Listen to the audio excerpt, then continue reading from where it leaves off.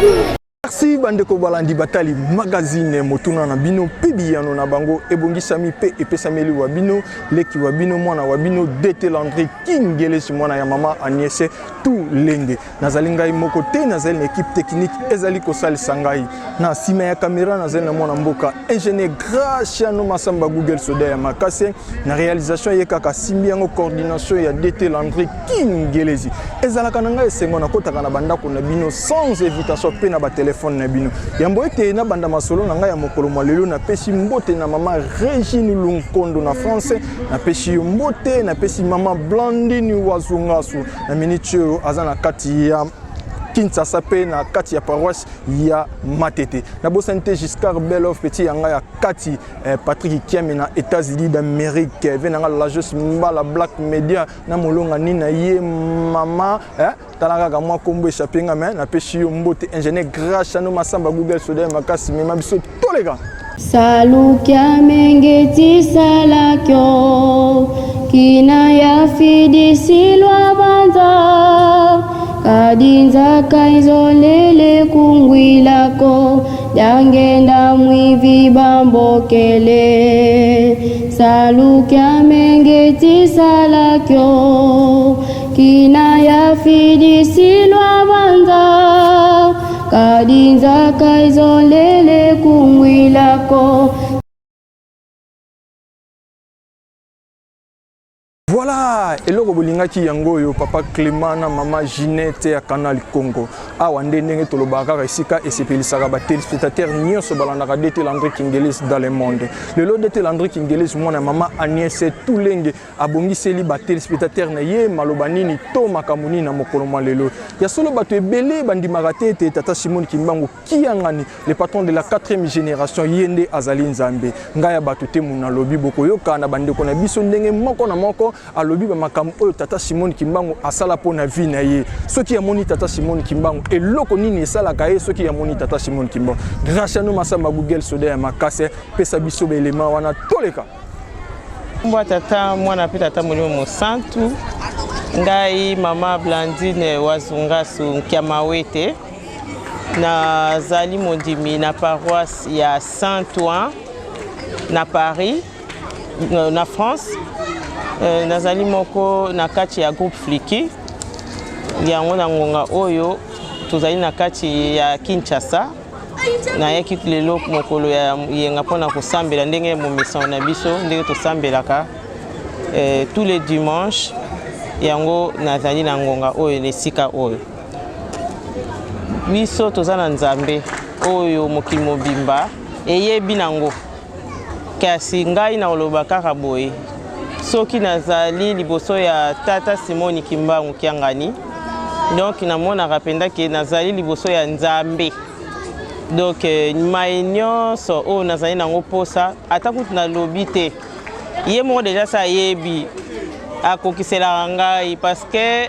ese salama na 2015 tant na yaki malgré ko so la boye to soki vraiment nini te parce que ye makolo la fête mais mai o ngana kinango posa tango nazongaki na mboka poto donc e réalisaki nyonso de yango wana tobanga na biso te biso bana ya papa Simon Kimbangu Kiangani nzambe na biso azali mai nyonso o tozali nango posa tokenda biso musika te o tata moko azalaka kuna o mama moko azalaka kuna o basokolaka bato donc okeka mbala moko vers bapesi yo oyo za nango posa na bolingo mibeko misala kako basengaka biso soki totosi nyonso te kopesa mela biso na bolingo na ye oyo alakisaka biso na mikolo na kombo ya tata mwana pe tata molimo mosantu kombo na tata mwana molimo mosantu ngai kombo na nga papa révérend Fumboala Mawete chef de cellule ya Mutoto na commune ya Matete komona papa Simon Kiangani komona déjà Yahweh nazalaka na esengo pamba te souvent si on a un problème na sala effort surtout ce papa ye aye na Kisasa na sala ke effort esika nazali na tala kaka papa soki na tali ye sili tant na obimba na solution donc nzambe molimo mosantu auti na likolo akiti alati nzoto oyo donc omona papa Simon Kiangani komona directement nzambe molimo mosantu nakomba tata mama molimo mosantu nasukisi wana. Bonjour, komona mama Béni nazalaka na Chorale Ngilima précisément na commune ya Matete. Soki namoni papa Simon Kimbangu asataka chair de poule, soki namoni ye namonaka nyonso déjà à répondre ngai. Donc apesi déjà eyano na makambo nyonso. Asataka bien, courageuse, chair de poule etelemi ngai donc nzambe pe nako. Ngai mama Ida Lesser, nazali mama Nkengi na paroisse Matete, nayembaka na chorale ya Koreki Matete. Ngai soki namoni papa Simon Monkiangani, nayokaka esengo makasi po azali nzambe na ngai, nakumisaka ye pena kitoko. Ngai mama Christy Vidwa Banza, nazali surveillance ya Matete. Nazali chef de groupe na mouvement de la surveillance. Comment on a papa Simon Kimbangu Kiangani, namoni na kamba, namoni na kitasa, donc aza mutu lokola biso batute po ona santaka na komona ye eza effet moko nanu namona eza na melanga pona mutu nyonso tute eni ko bete papa Simon Kimbangu Kiangani aza nzambe na kaka ba char de poule na toni samara na sengo namona c'est comme si ba problème na ngana sona nango eza déjà résolu aussi longtemps na monier na solana ye na pesa ye mbote ou pas aussi longtemps na monier na santara déjà à l'aise na santara déjà ba problème na ngana nyonso tout eza résolu pamba te papa Simon Kimbangu Kiangani aza moto lokola bato nyonso tuti azali nzambe molimo santu. Merci.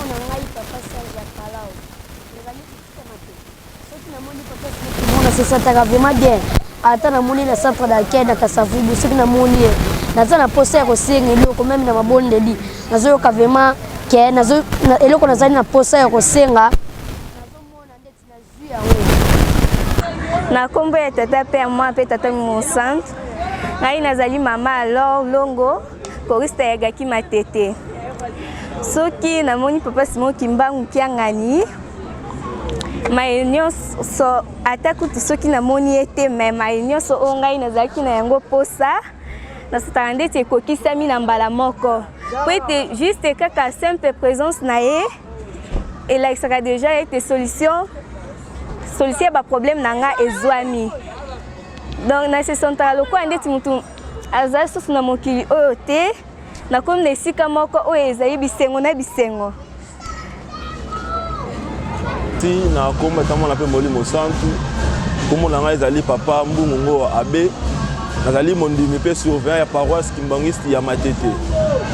Vraiment ngai soki namoni papa Simon Kimbangu Kiangani nzambe molimo santu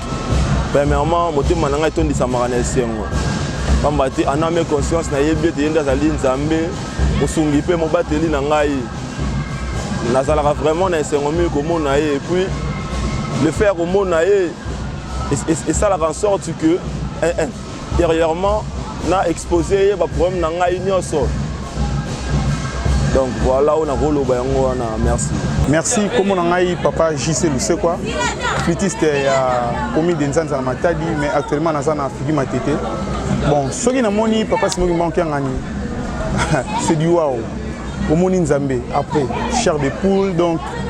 na mona neti likole kiti yemoka kiti na ba angelu na ye biso to sala donc na bito to sala remporter donc bien makasi comme on a papa Tsumbu Ingeson naza flûtiste Matete. En tout cas soki na moni papa Simon Kimbangu na santaka pena makila nzoto na ba char de poule osansi pena ki wana nde Nzambe kati na bato. Alors comment papa Simon Kimbangu na linga kudu ba jeter na kombo wana parce que ngande na yebi monene ya papa Simon Kimbangu. Bonjour. Na kombo tata moi pe molimo santu. Na mama Gilles va amume. Naza moyembi na grande chorale des dirigeants Gilles.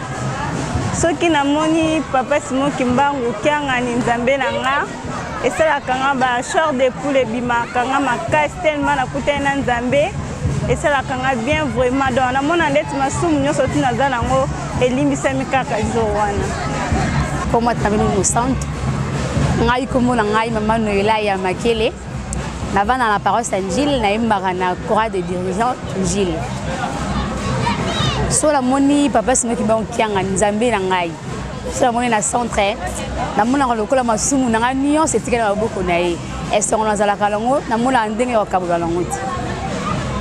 nakomona ngwala vakanda ige babengaka mingi na kombo ya matembele ngai so namoni papa Simoki Mbangu na santaka eloko mona ntoto na ngai mpona mona oyo asala mpona ngai mona ata nasalaka accident mais ezalaka babenga nasala mama accident abeta 3 semaines asala diligence mais babenga président général de Fliki papa Masamba abengi papa na nkamba papa alobi eloko mona esama mpa na eza te ndeko na ngai moko lori atelemaka ata aliaka te mais nzambe ayebisa ye na kotemisa ye papa Simoki Mbangu aza motu lokola biso te azali nzambe mpena oyo molimo centre nzambe molimo centre oyebi ye wana papa Simoki Mbangu merci. Kombo na ngai papa Pibala c'est Georbi naza mundimi ya matete naza surveillant ya MSSK matete soki namoni papa Simoki Mbangu nzambe na biso esenga oyo nazalaka nango bon nayebaka te comment nakoki kodétermine yango mais nazalaka na esengo moko boye pamba te namoni nzambe oyo asala likolo na se oyo akela ngai donc yango soki namoni ye nazalaka na esengo mingi namonaka ondire mokili ekomi na suka donc ondire nalimwa mpona degré nasepelaka nayebi te kosepela wana nasepelaka kaka bongo soki namoni ye donc nazalaka na esengo vraiment ya makasi namonaka niveau ya kodétermine yango te yango wana mpona mama Saratu ya Mbulamo choriste ya dirigeant jeune matete mpona ngai soki namoni papa Simoki Mbangu kiangani nasantaka bachair de poule soki natali ye na miso donc ma ya miso fe bima mpo nasantaka grandeur moko force moko nakokaka kosupporte yango te donc papa Simoki Mbangu kiangani mpona nga aza nzambe. Bonjour, kombo na nga mama Diarcy Dimonekene, autrement appelée la patronne. Soki na moni SKK esengo nazalaka nango na miyebaka te donc oyo osali ya basurveille lingi kolekisa nzambe na likolo mpe na se moso tokosenga se na ye donc toza na droit kosenga nyonso oyo toza nango mposa mpo aza na biso. Merci. Graciano Masamba Google soda ya makase na elema kitoko esika opesi papa Clément pa sepeli na mama Ginette pesika bazali ba sepeli o wapi ya solo dete Landry Kingelesi ndenga loba kaka awa nde esika esepeli saka ba téléspectateurs nyonso balandaka dans le monde na pesi ba nyonso mbote balandaka ngai na Ibuturi na Butembo na Chikapa na Lubumbashi na pesi bino mbote mingi na pesi papa Papi Malumangani na pesi mbote na pesi papa Pichu mobali ya mama Sandro na pesi mbote mingi na pesi mama Gilles Vansila telo mama na gradi tulenge na paraclé kiangani pourquoi pas na bo santé ko pesa ba flitise nyonso ya fliki matete uta na président Didier président Mayaoula secrétaire Nzouble ba dirigeant technique nyonso pe ba CP nyonso pe bandimi nyonso ya paroisse ya matete ingénieur Graciano Masamba Google soki tata Nzambe abateli biso to mona nimbala ya sima bye bye.